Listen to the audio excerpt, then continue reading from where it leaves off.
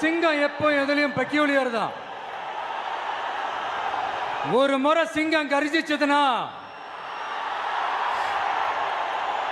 அந்த சவுண்ட்ல ஒரு 8 கிலோமீட்டருக்கு சும்மா அதிரும், எல்லா திசைகளும் அதிரும். அப்படிப்பட்ட அந்த சிங்கம் வேட்டைக்கு மட்டும்தான் வெளியில வரும், வேடிக்கை பார்க்கறதுக்கெல்லாம் வெளியில வராது.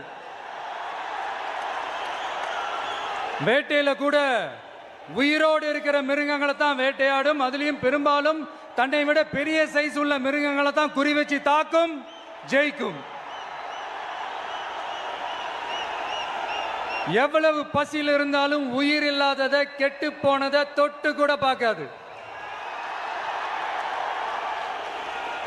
அப்படிப்பட்ட அந்த சிங்கம் அவ்வளவு ஈஸியா எதையும் தொடாது, தொட்டா விடாது.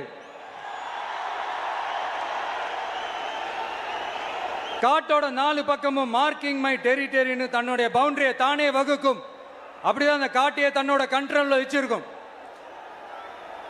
சிங்கத்துக்கு கூட்டத்தோட இருக்கிறதுக்கும் தெரியும், தனியா இருக்கிறதுக்கும் தெரியும்.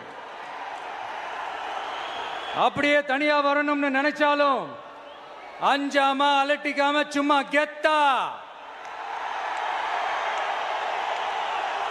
தனியா வந்து அத்தனை பேருக்கும் தண்ணி காட்டும். எப்போ எதிலையும் தன்னோட தனித்தன்மை இழக்கவே இழக்காது. Yes, a lion is always a lion.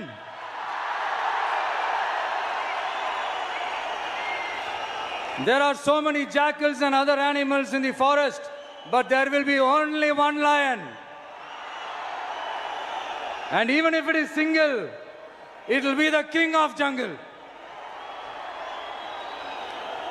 It is not only a description but also a clear declaration. சிங்கத்தை பத்தி பேசிட்டு நம்ம சிங்க குட்டிகளையும் சிங்க பெண்களையும் பத்தி நம்ம பேசாம இருக்க முடியுமா? அவங்கள எப்படி நான் மறப்பேன்? அவங்க தான் என்னுடைய உயிராச்சு, என் நெஞ்சில் குடியிருக்கும்.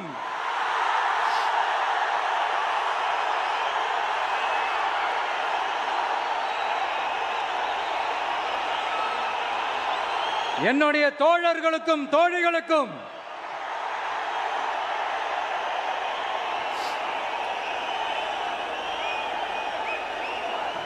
நேர்ல வர முடியாத சூழல்ல வீட்டில் இருந்துகிட்டே நம்மளோட இந்த மாநாட்டில் நேரலை வாயிலாக கலந்துகிட்டு இருக்கிற என்னுடைய அம்மாக்கள், அக்கா தங்கைகள், அண்ணன் தம்பிகள், நண்பர்கள் அனைவருக்கும் என்னோட உயிர் வணக்கம்.